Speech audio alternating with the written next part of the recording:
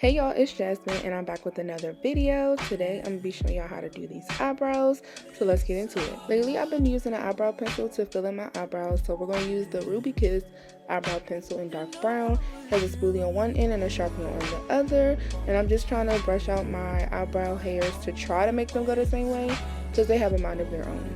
I like to make sure the pencil is sharpened really well so that I can control how dark my eyebrows will be, and with the sharp point I'm able to kind of do hair-like strokes to make my eyebrows look a little bit more natural.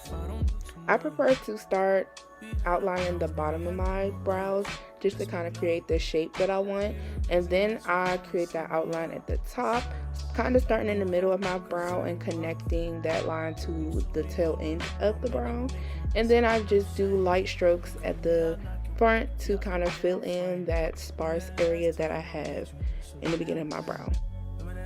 I continue doing light strokes, filling in my brows until I get the desired look that I'm going for. I try not to do too much shading so I can avoid them being too dark. And then I go in with the spoolie just to blend out the beginning of my brows so they look a little natural. For the most part, I use the same technique on this brow as I do on the other brow. This brow also happens to grow a little thinner than my other brow, but it is easier to work with and to shape. I do start the same way, creating that bottom guideline, outlining the shape of my brow, and this one I kind of have to draw in a tail a little bit because it is a little sparse. Then go in creating that outline at the top of my brow, where I start in the middle of the brow and kind of connect that line to the tail end of my brow. Again, I like to use small light strokes to fill in those sparse areas at the beginning of my brow, making sure not to press down too hard because we don't want a dark brow. We love a natural looking brow. That is the goal. So now I'm just going to use the Tarte Shape Tape Concealer in the color Deep and a angled concealer brush to clean up my brows. I like to start at the arch of my brow, kind of creating a guideline for my concealer so that it is nice, straight, and crisp. I love a crisp brow, and this is what's going to help you make sure that that line is crisp all the way across the bottom of your brow. Then lightly and carefully you'll drag that concealer towards the front of the brow, just creating a nice clean line. And now we're just going to blend out that concealer a little bit so that there are no harsh lines. I then like to go back in and clean up underneath the brow to make sure I didn't miss any areas, and just to make sure that brow is really crisp.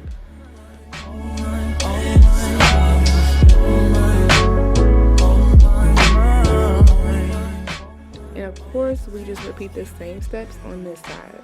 Starting in the middle of the brow where the arch is, creating that guideline and nice crisp line of concealer, and then just dragging that concealer towards the front of the brow so that we have a nice clean line. And of course, we can't forget to blend that concealer out. So after blending out that concealer, we're going to go in and clean up the top brow. Y'all, I did mess up a little bit right here and dip too low into my brow and kind of cut it off a little bit, but we're going to try to save it. So there are two ways that I would fix this. I could make my other brow just as thin as this one, or I could fill this brow back in and go in to clean it up again. So I'm actually going to fill it back in. So I'm going to go in with that dark brown pencil again just to kind of overline my brows again, and then go back in to clean it up. Because I don't like my brows to be too thin. They already grow thin, so I wanted them to be just slightly thicker than my natural brow. So we're going to clean up this brow. I like to start at the beginning of the brow with the concealer and just slowly draw that nice crisp line of concealer across the top, because this is what's going to shape and sharpen your brow. So you want to make sure that you're doing this very carefully. And then I just go in to clean up my other brow because it just wasn't as crisp as I normally like my brows to be. So we're just going to go in with some more concealer just to sharpen that brow up some more. Then I just take a dense blending brush to blend out that concealer some more.